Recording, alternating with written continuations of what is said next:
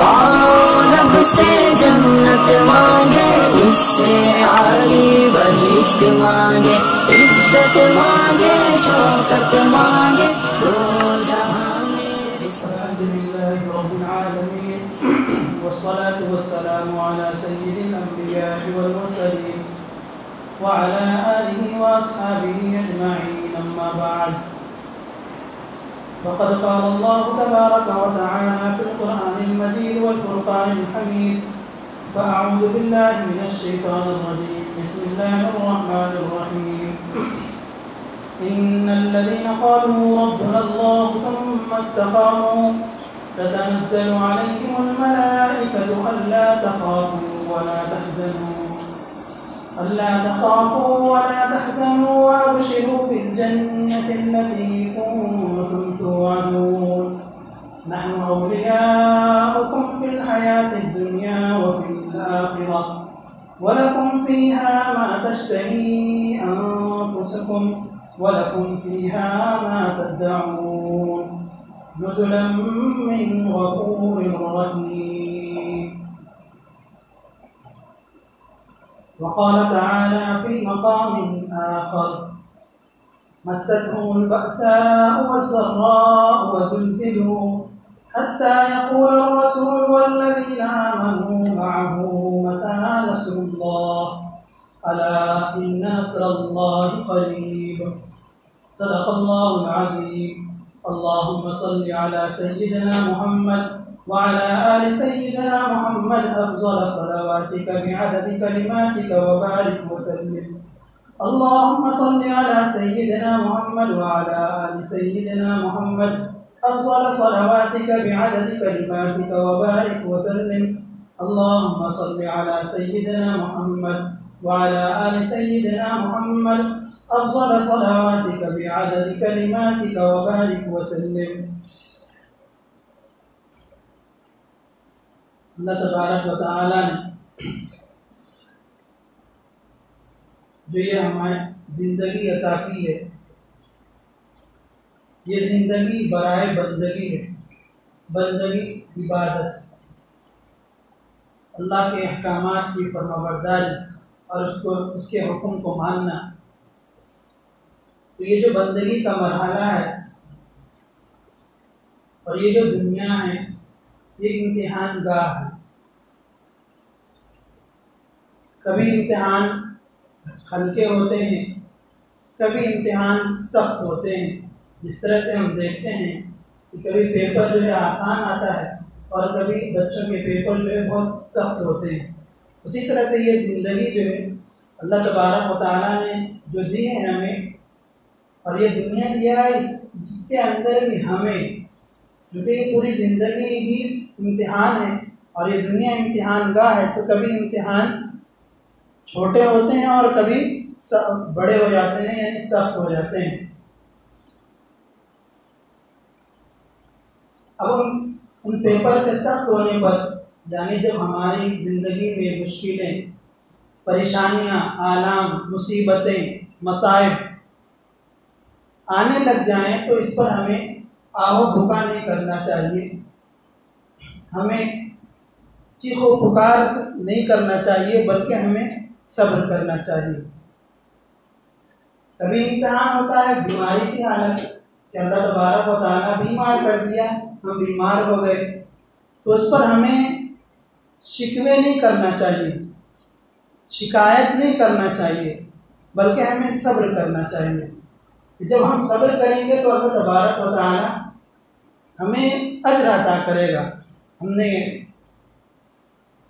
چند مہینوں پہلے آپ حضرات کے سامنے بولا تھا کہ جب بندہ بیمار پڑتا ہے، یعنی وہ امتحان سے گزرتا ہے، تو اگر ہوں بھی تکلیف کی وجہ سے کرتا ہے تو اللہ تبارک و تعالیٰ فرشتوں کو حکم دیتے ہیں کہ سبحان اللہ کے بدلے ان کی نیکیاں لکھو، ہر ہوں کے بدلے.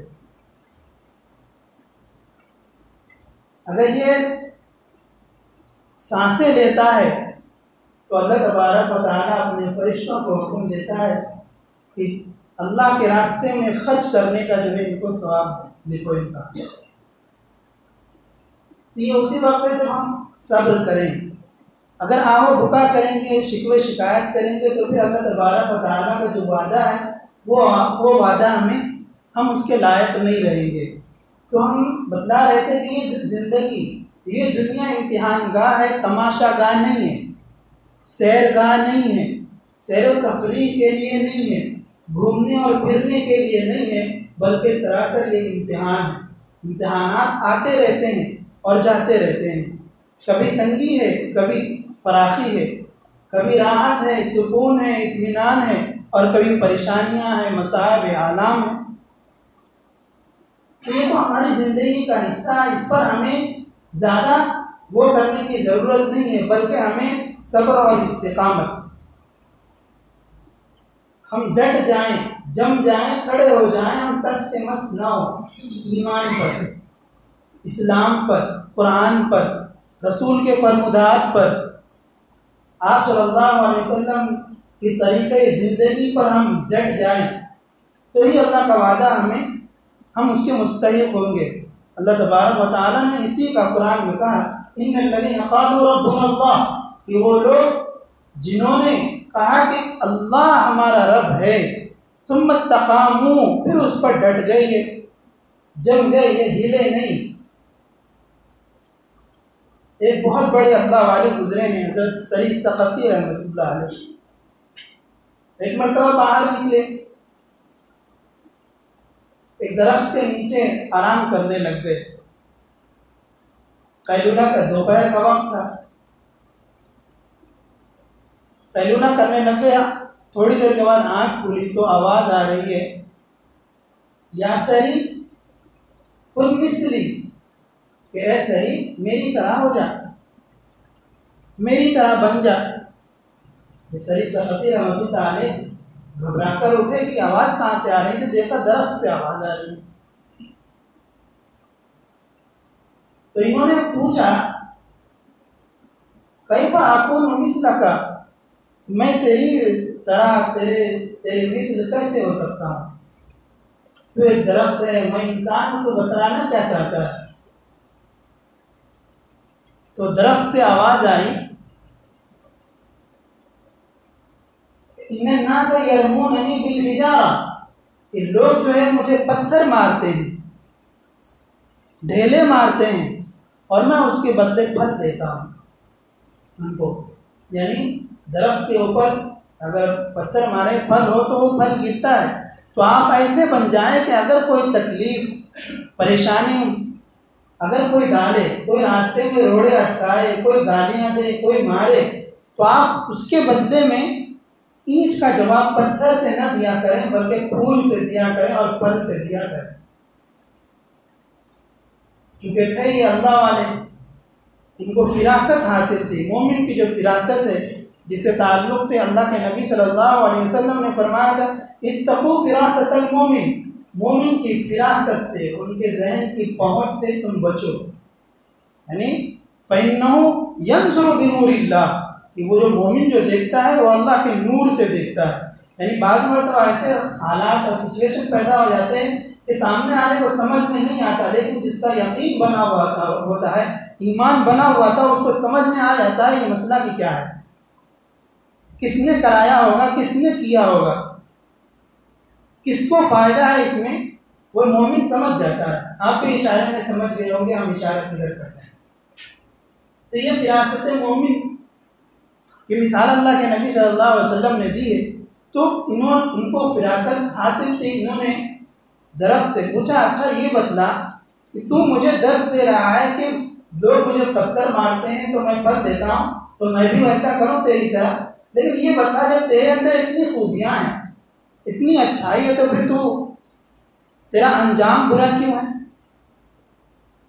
کہ تجھے کاٹا جاتا ہے، آریوں سے چیرا جاتا ہے، اور پھر تو آگ کے حوالے کر دیا جاتا ہے.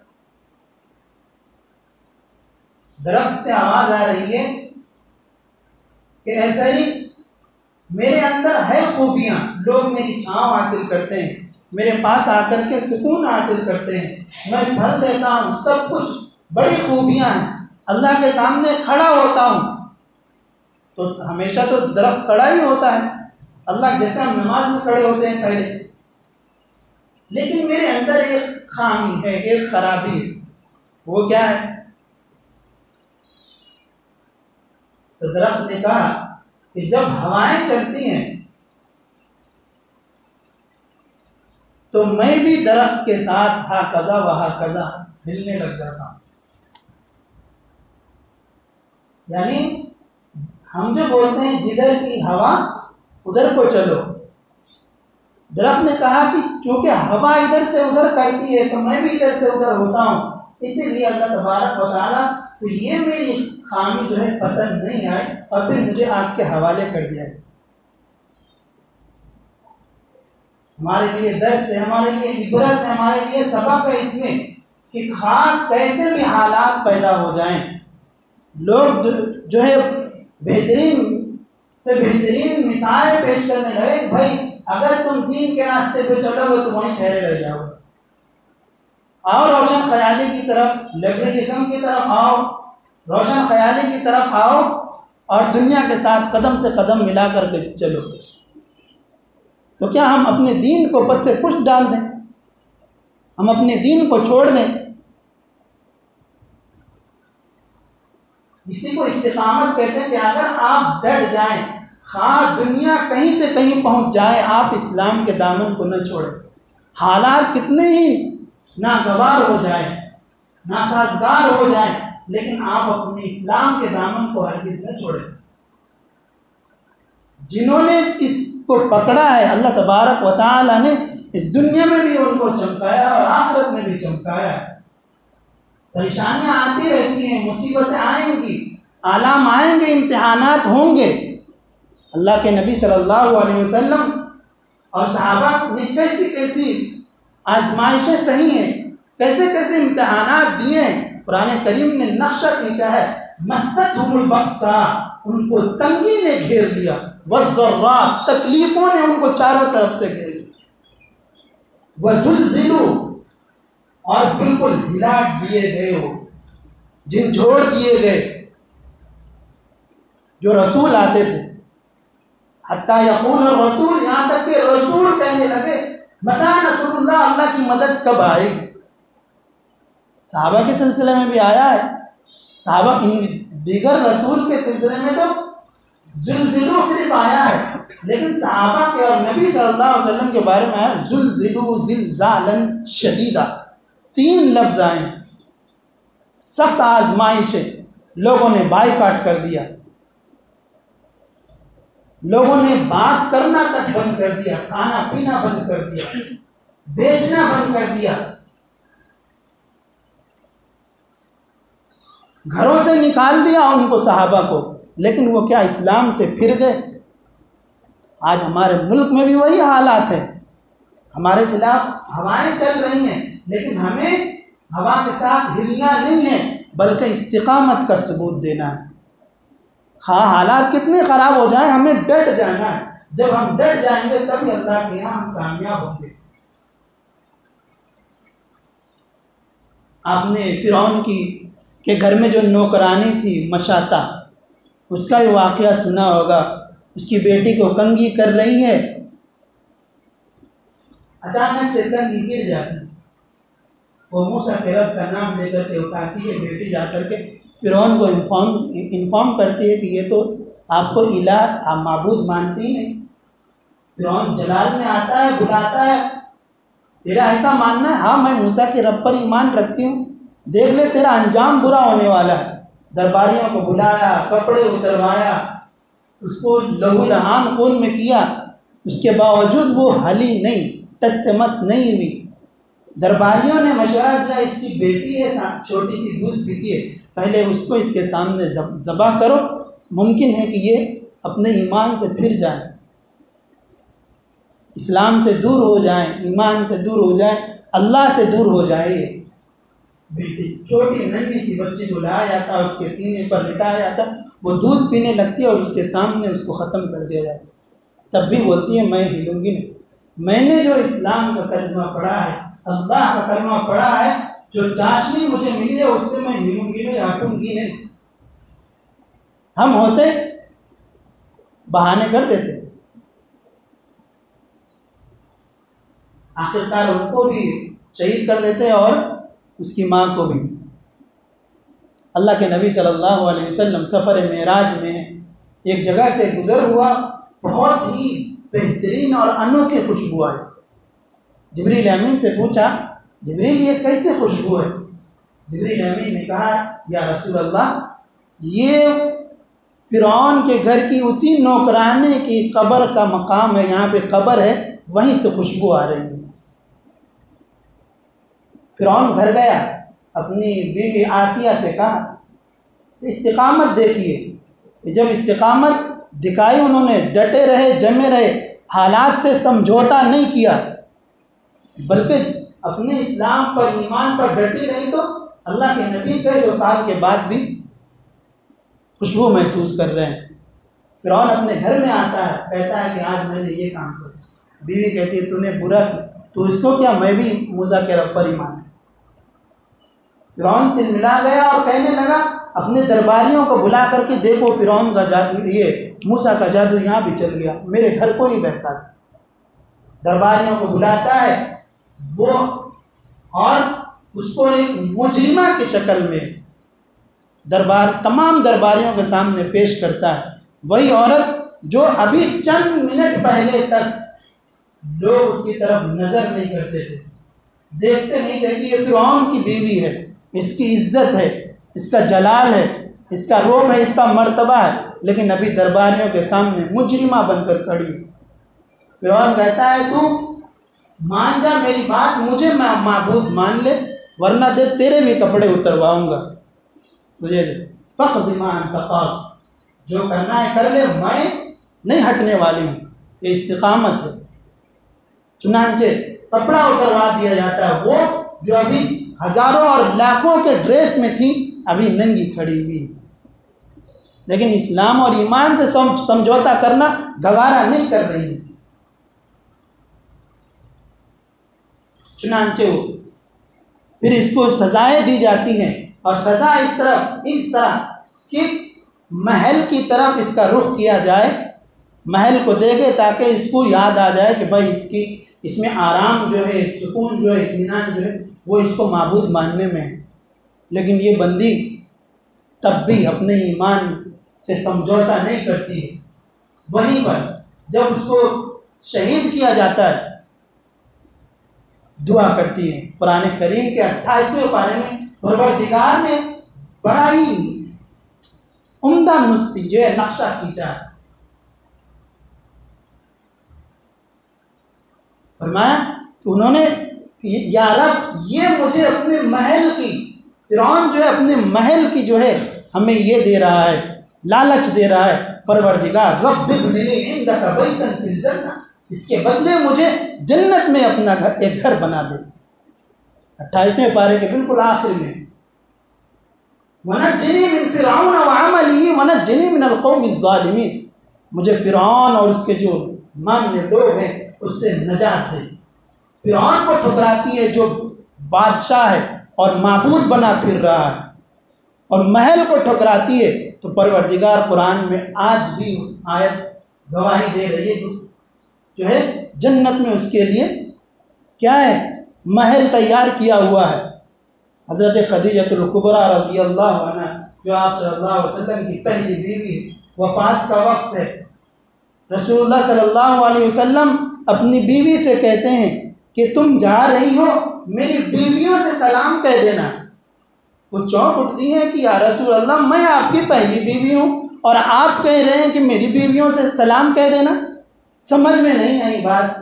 انہوں نے کہا کہ دنیا میں آپ میری پہلی بیوی ہو، لیکن جنت میں میری بیوی آسیہ بھی اور مریم بھی ہے۔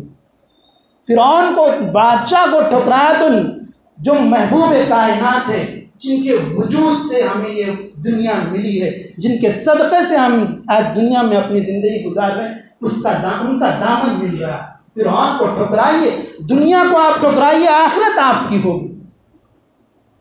آپ روشن خیالی کو ٹھکرائیے، آپ یہ نہیں کہ آپ بالکل دنیا سے منہ موڑ لیجئے، نہیں، بلکہ دنیا بھی اور دین بھی۔ وَلَا تَنْسَ نَصِيبَكَ مِنَ الدُّنْيَا، اپنے دنیا کے جو حصے اس کو مت بھولیے۔ تو اگر ہم دنیا کو ٹھکراتے ہیں، اپنے قدموں میں جو ہے مسل دیتے ہیں، تو اللہ تبارک و تعالیٰ دنیا میں بھی ہمارے لیے جو ہے فراخی پیدا کر دے گا اور حالات کو سازگار بنا دے گا۔ لیکن ہم جو ہے اس دنیا میں بطور رہنما کے ہیں، آئیڈیل کے ہیں، لیکن کون سے آئیڈیل ہم بنے پھر رہے ہیں؟ ہم ہی تو دوسروں کی کاپی کر رہے ہیں، ہم نے دوسروں کو آئیڈیل بنا لیا ہے، ہم نے دوسروں کو رہنما بنا لیا ہے، ہم نے دوسروں کی کاپی کرنی شروع کر دی، تو کیا حالات خراب نہیں ہوں گے؟ ہم چاہ رہے ہیں کہ ہم لڈو بھی کھائیں اور ہمیں شوگر بھی نہ ہو۔ زندگی بھر آپ لڈو کھاتے رہیں، شوگر نہیں ہوگا۔ آپ گناہوں میں زندگی گزارے گا، اللہ مدد اتار دے، کہاں سے اترے گی مدد؟ رکاوٹ تو ہم خود بنے ہوئے ہیں، تو کہاں سے اللہ کی مدد اور نصرت اترے گی؟ مدد اور نصرت اسی وقت اترے گی جب ہم اللہ پر یقین بٹھائیں اور پھر جو بھی مسائل اور آلام، مصیبت اور پریشانی آئے اس پر ہم صبر کریں۔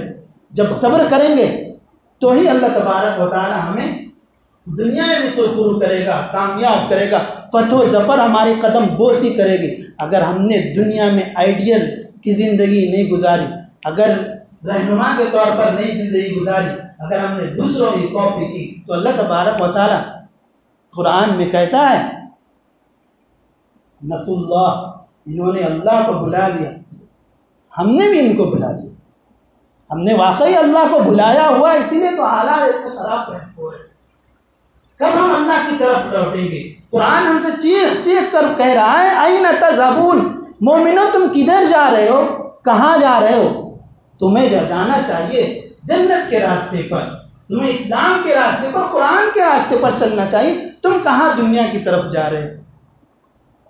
اللہ تبارک و تعالیٰ سے دعا کرتے رہے کہ اللہ تبارک و تعالیٰ ہمارے اندر استقامت عطا فرمائے، ہمیں استقامت کی دولت سے کہے، چاہے حالات کتنے ہی ناگفتہ بے ہو جائیں، خراب ہو جائیں، لیکن ہم اسلام کے دامن کو نہیں چھوڑیں گے، قرآن کے دامن کو نہیں چھوڑیں گے، عشق رسول کا دامن جو ہم نے تھاما ہے اس کو ہم اپنے ہاتھ سے جانے نہیں دیں گے۔ تبھی جا کر کے اللہ کی مدد اور نصرت اترے گی۔ حالات ہمیشہ خراب رہیں اس سے گھبرانا نہیں ہے، ہمیں ابھی اس وقت میں جس طرح سے صحابہ نے مکے والی زندگی گزاری ہے اس طرح کی زندگی گزارنی ہے، اپنے ایمان کو ہی بچانا ہے اور دوسروں سے میل ملاپ بھی رکھنا ہے۔ ہمیں کیا پتہ کہ کون دوست کی شکل میں دشمن ہے، لیکن ہمیں اپنا جو ہے طریقہ ایسا اپنانا ہے کہ مکے والی جو زندگی تھی صحابہ کی وہ زندگی گزاریں، تبھی جا کر کے ہم اس دنیا، ہمارے ملک میں بھی امن اور شانتی قائم ہوگی اور ہماری زندگی بھی راحت اور سکون سے بھری ہوئی ہوگی۔ اللہ تبارک و تعالیٰ نے اسی کا وعدہ کر رکھا ہے، ان الذین قالوا ربنا اللہ، جنہوں نے کہا کہ ہمارا رب اللہ ہے، ثم استقاموا، پھر اس پر ڈٹے رہے، جمے رہے، تتنزل علیہم الملائکہ، ملائکہ ان کے اوپر نازل ہوتے ہیں، یعنی مدد کے لیے، نصرت کے لیے، امداد کے لیے، تعاون کے لیے۔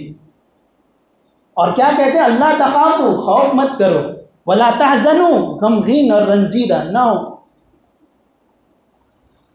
وابشروا بالجنہ، اور جنت کی تم خوشخبری لے لو، اس جنت کی کنتم توعدون، جس کا تمہیں وعدہ کیا جاتا تھا۔ اور جنت میں کیا؟ نزلا من غفور الرحیم، جو غفور معاف کرنے والا ہے، رحم کرنے والا، اس کی طرف سے مہمان نوازی ہوگی۔ کیا ہی یہ نقشہ کھینچا ہے کہ اللہ کے یہاں ہم مہمان ہوں گے۔ اگر ہم کوئی چھوٹا سا کوئی اگر وزیر ہمیں دعوت دے تو ہم کتنے خوش ہوتے ہیں۔ جو حکم الحاکمین ہے، بادشاہوں کا بادشاہ ہے، شہنشاہوں کا شہنشاہ ہے، اس کے یہاں ہمیں دعوت جو ہے مہمانی کی دعوت مل رہی ہے، وہ میزبان بن رہا ہے، یہ کتنی بڑی خوشخبری ہے، کتنی بڑی بات ہے۔ اللہ تبارک و تعالی ہمیں وہ پل نصیب کرے اور اس دنیا میں ہماری زندگی کو شر اور فساد سے محفوظ فرمائے، امن اور سکون عطا فرمائے، ہمارے ملک میں بھی امن و سکون عطا فرمائے۔ آمین وآخر دعوانا الحمدللہ رب العالمین۔ اور رب سے جنت مانگے، اس سے عالی بہشت مانگے، عزت مانگے، شوکت مانگے۔